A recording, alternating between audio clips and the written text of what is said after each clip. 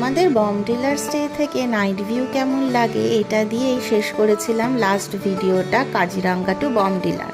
রাত যেমন সুন্দর, সকালটাও অপূর্ব। একপাশে ঝাউ গাছ, সামনে খোলা ভ্যালি যেখান থেকে পুরো বমডিলা শহরটা দেখা যায়, আর অন্য পাশে বমডিলা মনেস্ট্রি। আমরা আছি বমডিলার আরবান স্টেতে, যেটা বমডিলা মনেস্ট্রির একদম পাশে রয়েছে।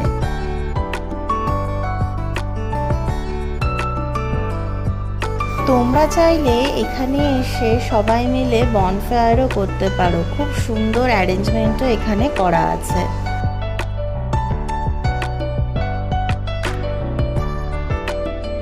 পাহাড়ের ঢালে যেহেতু হোমস্টেটা তৈরি, তাই রাস্তা থেকে সিঁড়ি দিয়ে নিচে নামলেই পরপর ঘরগুলো পাওয়া যাবে। এই জায়গাটা কিন্তু স্পেশাল ছবি তোলার জন্য।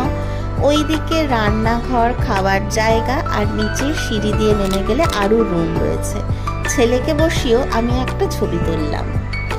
লম্বা করিডোরের দুদিকে দুটো দরজা। ওই দিকের দরজা দিয়ে বেরিয়ে ব্যালকনি ভিউ তো তোমাদের অলরেডি দেখালাম। চলো এবারে এই দিকের দরজার ভিউটা দেখাই। এখানে লেফট সাইডে দুটো রুম হচ্ছে বাবা মা আর আমাদের রুম।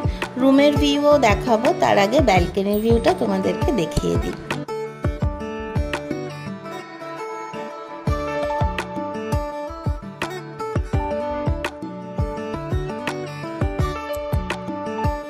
আমাদের ঘরের জানলা খুললেই এই ভিউটা দেখা যাবে, কিন্তু জানলা আর খোলা হয়নি, কারণ এখানে মাত্র একদিনই আছি।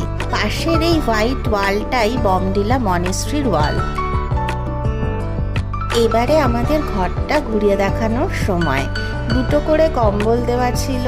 1600 টাকা পার নাইটের এই ঘরেতে তোমরা কিন্তু 3 জন আরামসে থাকতে পারবে। বমডিলা শহরের একদম টপে, আর সামনে খোলা ভ্যালি থাকার জন্য এই হোমস্টেটাতে কিন্তু প্রচণ্ড ঠান্ডা আর হাওয়া। দুটো কম্বল তো রাতে লেগেইছে আমাদের।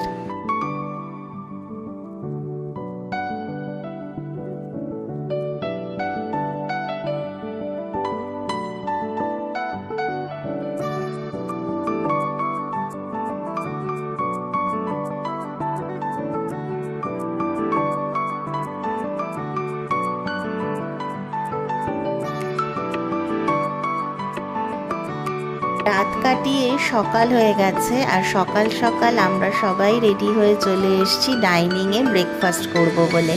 আজকে 10th মে 2026। বমডিলা থেকে আমরা চলে যাব তাওয়াংয়ে। এই হোমস্টের যে দাদা ছিল